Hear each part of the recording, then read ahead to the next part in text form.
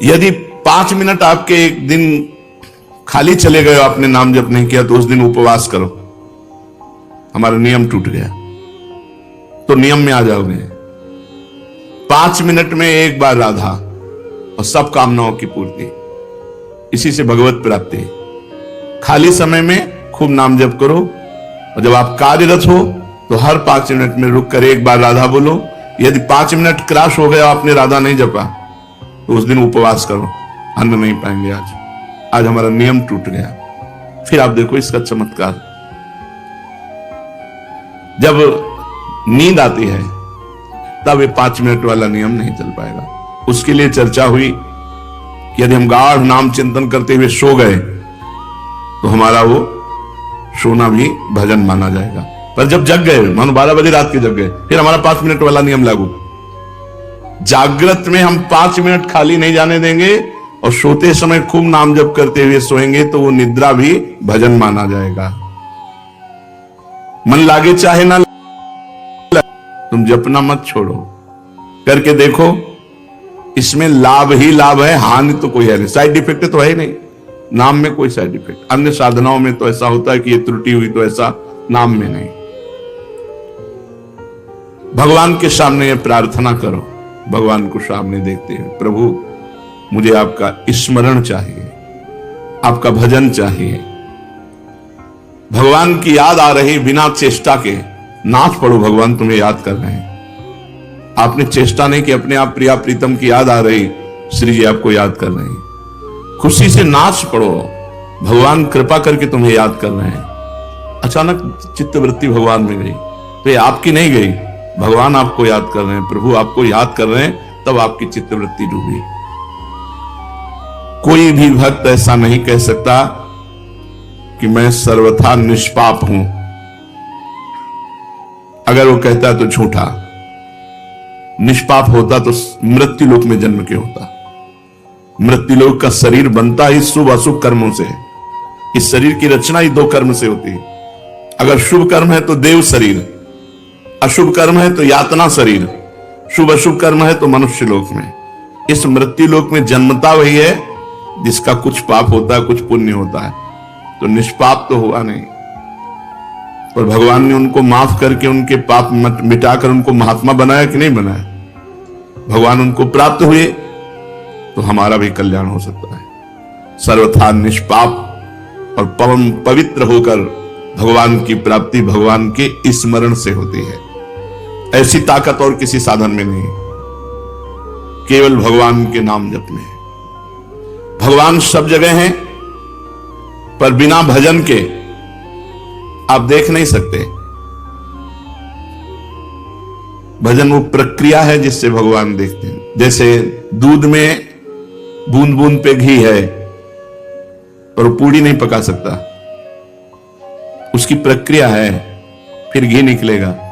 ऐसे ही सर्वत्र भगवान है, हमारे काम में आने वाले नहीं। प्रक्रिया है, भजन करो और अपनापन हो जाए, मेरे श्री कृष्ण, मेरे प्रियाजू। अब बात बन गई। एक आदमी की गाय बीमार हो गई। वैद्य ने कहा कि तुम गाय को काली मिर्च खिलाकर ऊपर से 1 पाव घी पिला दो, ठीक हो जाएगी। उस आदमी ने गाय को काली मिर्च तो दे दी, पर घी नहीं दिया। उसने सोचा कि रोज गाय के दूध से 1 पाव घी निकलता है, अतः एक दिन गाय को नहीं दूंगा, बस जिससे घी उसके भीतर रह जाएगा और काली मिर्च तो जा ही रही, काम कर देगी। परंतु इससे गाय ठीक नहीं हुई। वैद्य के पास गया। वैद्य ने कहा जो अनुपान बताया वो, उसने अपनी बात बोली, मूर्ख हो, गाय का दूध दुहो और उसका घी निकालो और फिर काली मिर्च के साथ पकाओ। भगवान सब जगह हमारे काम आ रहे हैं क्या? हमें आनंद मिल रहा है क्या? हमारी दुर्गति रुक रही क्या? नहीं। प्रक्रिया करो भगवान का भजन। सबके हृदय अछत अभिकारी, सकल जीव जगदीन दुखारी, तहां वेद अस कारण राखा, भजन प्रभाव संत श्रुति भाखा। सर्वत्र भगवान है, पर सबके हृदय में अछत अभिकारी परमात्मा होते हुए सब दीन है, दुखी है, चिंतातुर है, मृत्यु को प्राप्त हो रहे हैं। क्यों? बोले वेद और संतों ने कहा है कि भजन का, अगर भजन कारण है भगवान की प्रकट होने का, भजन रूपी कारण नहीं तो भगवान रूपी क्रिया प्रकट नहीं होगी। फिर काम में आने वाली नहीं। जैसे दूध में घी है पर बिना मथे नहीं आएगा। दूध को औंटना होगा, दही जमाना होगा, मथना होगा, मक्खन निकाल फिर घी आएगा। ऐसे ही संत संग करना होगा, अच्छे आचरण करने होंगे, खूब नाम जप करना होगा, तब भगवत साक्षात्कार होता है। भगवान सब जगह रहते हुए भी हमें आनंद नहीं मिल रहा। आनंद मिलेगा, उनका स्मरण करो, बेड़ा पार हो जाएगा। जहां से चाहो वहां से प्रकट कर सकते हो। देखो प्रहलाद जी ने खंबे से प्रकट कर दिया नरसिंह भगवान को, कुत्ते से प्रकट कर लिया नामदेव जी ने। जहां से चाहो भगवान को प्रकट। एकनाथ जी ने गधे से प्रकट कर लिया। जहां चाहो वहां भगवान प्रकट कर लो, तुम्हारे पास भजन होना चाहिए। गोपिकाओं ने तो सर्वत्र प्रकट कर लिया। जित देखूं तित श्याममयी है। उनको याद करो, उनका भजन करो। पापी या पुण्यात्मा कैसा भी क्यों ना हो, केवल भगवान के नाम जप करने से उसे शांति मिल जाएगी, परम शांति। गाय का दुहना, उसमें दही मथना और बड़े, उसमें तो बड़ी मेहनत है। इसमें तो केवल राधा राधा राधा राधा राधा राधा। इसमें मेहनत नहीं है, केवल याद करना है। हमें और कुछ नहीं करना, भगवान की याद करनी, स्मृति, भगवान का सुमिरन। यद्यपि भीतर में राग द्वेष है, काम क्रोध है, मोह मद है, ये वृत्तियां रहने के कारण सच्चा भजन नहीं होता। फिर भी आप बार बार भजन कीजिए, बार बार नाम जप कीजिए। जैसे पुरानी मोटर एक बार में स्टार्ट नहीं होती, 10-12 बार किसी न किसी झटके में स्टार्ट हो जाएगी। ऐसे ही हम बार बार राधा राधा राधा राधा, तो किसी में एक में कनेक्शन मिल गया, स्टार्ट हो गया राधा राधा राधा राधा राधा राधा। भगवत प्राप्ति का सबसे सरल उपाय है भगवान का नाम जप, और वो भी व्याकुलता पूर्वक। तद स्मरणेन परम व्याकुलते। अगर थोड़ा भी छूटे तो हृदय में व्याकुलता हो जाए। ये सब साधनों में महान साधन है। इससे पापी पुण्यात्मा, मूर्ख, विद्वान, जवान, बूढ़ा, स्त्री, पुरुष कोई भी कर सकता है। सबके लिए छूट है। भगवान का नाम जप रूपी साधन सबसे तेज साधन है। ज्ञान योग, कर्म योग, भक्ति योग आदि कोई उपाय समझ में ना आए तो कोई जरूरत नहीं। बस केवल तुम हृदय से पुकारो, हे प्रभु मैं आपको भूल न जाऊं, और खूब नाम जप करो। मंत्रों में अनुष्ठानों में उतनी शक्ति नहीं जितनी शक्ति आर्त भाव से भगवान को पुकारने में है। राधा राधा राधा। तुम बीमार हो, तुम्हारी बीमारी मिट जाएगी। तुम्हारी नहीं मिटी तो हमारी क्या मिट जाएगी? नहीं, जैसे कहे कि तुम बीमार हो, इसमें लिखा है सब बीमारी तुम्हारी मिट जाएगी। तुम्हारी किडनी फेल है, डायलिसिस होता है, बीमार हो तो तुम्हारी बीमारी। हम हर समय खूब आनंदित रहते हैं, श्री जी के बल से खूब प्रसन्न रहते हैं। कभी हमको शोक दुख, एक सेकंड के लिए चिंता नहीं होती कि मैं बीमार हूं। वृंदावन में बैठा हूं, झूठ थोड़ी बोलूंगा। एक सेकंड के लिए कभी गम नहीं होता कि मेरी किडनी फेल है, मैं बीमार हूं। हर समय उत्साह, आनंद। रामबाण सब रोगों की एक औषधि, भगवान का नाम। गोस्वामी तुलसीदास जी महाराज, जासु नाम भव भेषज हरन घोर त्रयशूल। जिसका नाम दैहिक दैविक भौतिक तापों का नाश करने वाला और भव रोग की अचूक रामबाण औषधि नाम। जासु नाम भव भेषज हरन घोर त्रयशूल। कल्याण की प्राप्ति का, मोक्ष की प्राप्ति का सुगम सीधा उपाय भीतर से नाम जप करते हो, अंदर ही अंदर नाम जप करते हो। आपका कल्याण होगा होगा होगा। 3 बार करें, नहीं तो मैं आपका अपराधी। देखो महापुरुषों के वचन, आप हृदय से भगवान का नाम जप करो।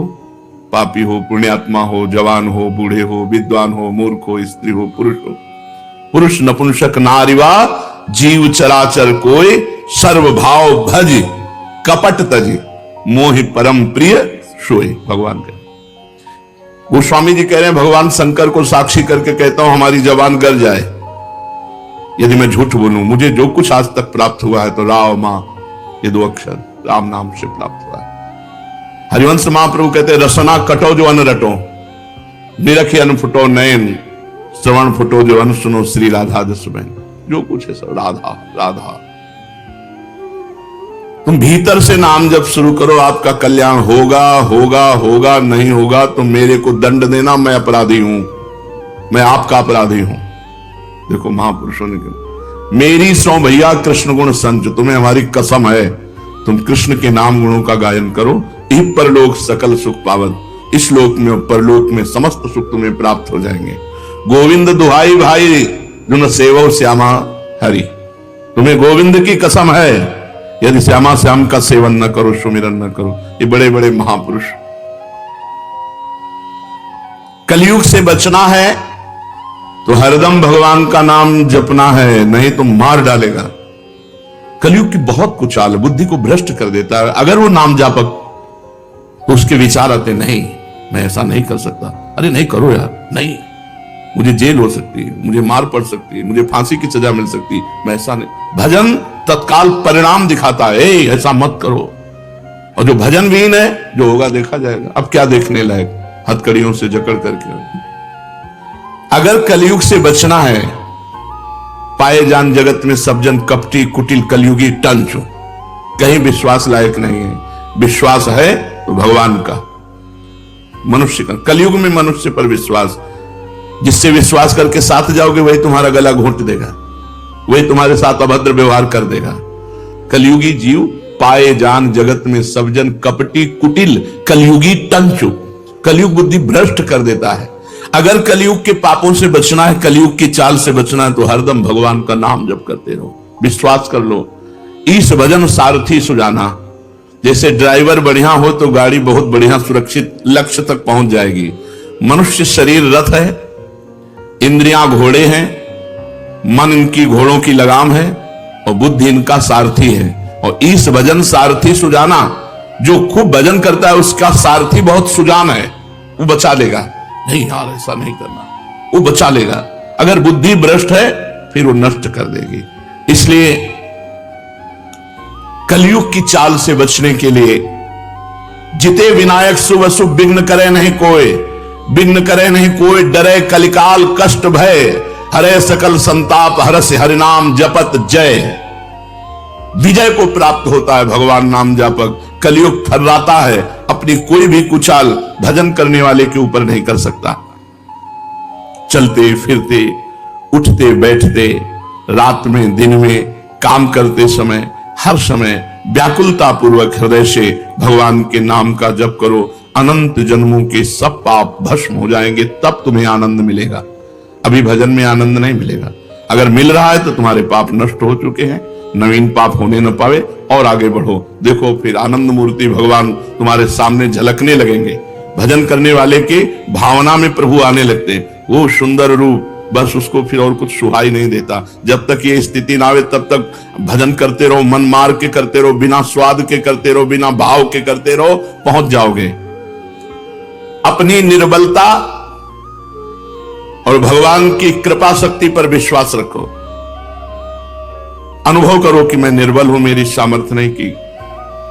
इत बौना आकाश फल, बौना आकाश फल कैसे प्राप्त कर सकता है? मैं निर्बल हूं, लेकिन मेरे प्रिया जो बहुत कृपालु है, मेरे प्रभु बहुत कृपालु है। अपनी निर्बलता का अनुभव और प्रभु की कृपा पर विश्वास, ये दो बातें हैं और नाम जप हो रहा है तो विश्वास कर लो, तुम्हारे काम क्रोध लोभ मोह मद मत्सर सब मिट जाएंगे। अपनी निर्बलता का और भगवान की कृपा का और नाम जप, ये भाव का विषय है। अपने में बल का अभिमान ना होने पावे। जैसे उफनते हुए दूध में ठंडा पानी डालो तो वो शांत हो जाता है, ऐसे ही नाम जापक के काम क्रोध लोभ मोह मद ये सब शांत होने लगते हैं। जितना अधिक नाम जप करोगे उतनी शांति प्राप्त होती चली जाएगी। अगर भगवान में प्रेम चाहते हो तो भगवान की शरण में होकर भगवान का नाम जप करो। कहते रहो, प्रभु मैं आपका हूं, प्रभु मैं आपका हूं। जो काम वर्षों में नहीं हुआ वो बहुत जल्दी एकाएक हो जाएगा। तुम केवल नाम जप का नियम लो। बहुत जल्दी लाभ मिलता है नाम जप से, बहुत जल्दी। भगवान के चरणों में पड़ जाओ, निश्चिंत हो जाओ, भगवान की कृपा तुम्हें घेरे हुए है, बस तुम केवल नाम जप करते रहो। काम तो बस इतना ही है, भगवान की शरण में होकर नाम जप करना, इतने से सब बेड़ा पार हो जाएगा। तुम्हें पता है भगवान में भी एक कमजोरी,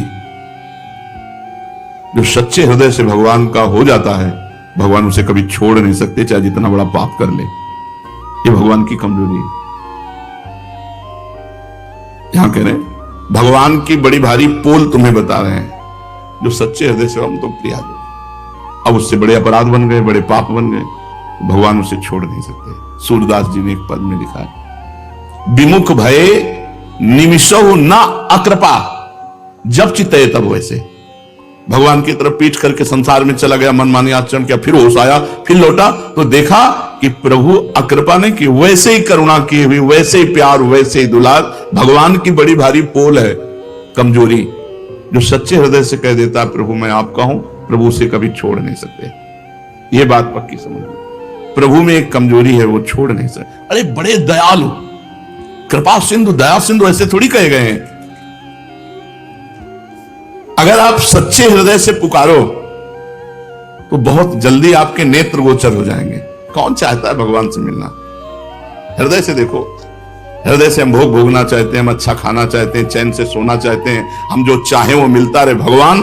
भगवान की चाह हो गई जिनको, उनको भगवान ना मिले, ऐसा हो कैसे सकता है? भक्त जहां कहीं भी, चाहे धीरे से बोले, चाहे जोर से बोले, चाहे मन से बोले, भगवान अपने कानों से सुनते रहते हैं उसकी बात। मन ही मन वो भगवान से बात कर रहा तो भगवान मन में बैठ के सुन रहे हैं, वाणी से कह रहा है तो भगवान पास बैठ के सुन रहे हैं। भगवान तुम्हारी बात सुन रहे हैं, विश्वास करो। ऐसा कभी मत सोचो कि मैं जो बोल रहा हूं भगवान नहीं सुन रहे। भगवान से प्रार्थना करो कि हे नाथ, आप मुझे मृत्यु लोक में रखें या स्वर्ग लोक में रखें या नरक लोक में रखें, अपमानित रखें या सम्मानित रखें, दुखी रखें या सुखी रखें, जैसे चाहो वैसे रख लो, एक बात हमें दे दो, आपका भजन न छूटे। भक्त यही मांगता है, जैसे चाहो वैसे रखो। तो फिर हमें शिकायत क्या है? भजन न छूटे, हमारा भजन चलता रहे। प्रभु मैंने ना जाने किन किन जन्मों में आपके प्रतिकूल क्या क्या आचरण किया, इसका मेरे को पता नहीं, पर किया होगा।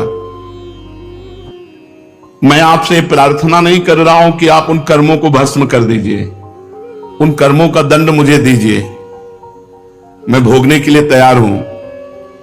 मुझे किसी परिस्थिति से भय नहीं, मुझे कोई असंतोष नहीं, पर एक चाह है, आपका भजन न छूटे। ये बातें हृदय में बैठाने की हैं। जे जोनि जन्मों कर्म बस, तहां राम पद अनुराग हो। आपके नाम जप में, आपके चिंतन में मेरे कर्मों का बहुत बड़ा रजिस्टर होगा, क्योंकि अनंत जन्म हो गए इस माया में। न जाने कौन कौन से पाप कर्म किए, किस किस परिस्थिति के परवश होकर क्या क्या कर्म किए। उन संपूर्ण कर्मों से सर्वथा रहित करने के लिए मैं आपसे प्रार्थना नहीं कर रहा कि आप हमारे अनंत जन्मों के पाप नष्ट कर दो, सब कर्म हटा दो, मैं एकदम सुखी हो जाऊं। नहीं, मुझे दुखी रखो, मेरे कर्म के अनुसार दंड दो, पर आपकी याद बनी रहे, आपकी स्मृति बनी रहे। आपका विधान समझकर मुझे किंचन मात्र दुख नहीं होगा, और आपके विधान को समझने की शक्ति भी मेरे में नहीं, आप ही देंगे। तो हे नाथ, आज से बुद्धि लगाना बंद, केवल मैं आपकी तरफ देखूंगा। विपत्ति आएगी तो आपकी तरफ देखो, आपने भेजा है, स्वागत है, आओ विपत्ति। संपत्ति आएगी तो आपने भेजा है, स्वागत है। पर इस विपत्ति संपत्ति के चक्कर में आप ना छूट जाएं, मैं देखूं आपकी तरफ ही, आपका ही सुमिरन करूं। हे नाथ, ना मुझ में समता है, ना मुझे तत्वबोध है। आप चाहें तो मुझ जैसे नीच को ऐसा बना सकते हैं कि मैं दुनिया का उद्धार कर दूं, मेरा उद्धार। आप चाहें तो मुझ नीच को ऐसा बना सकते हैं कि मैं दुनिया का उद्धार कर दूं। इसलिए मेरे स्वामी, मैं केवल आपका भजन चाहता हूं, केवल आपका चिंतन चाहता हूं, आपका स्मरण चाहता हूं।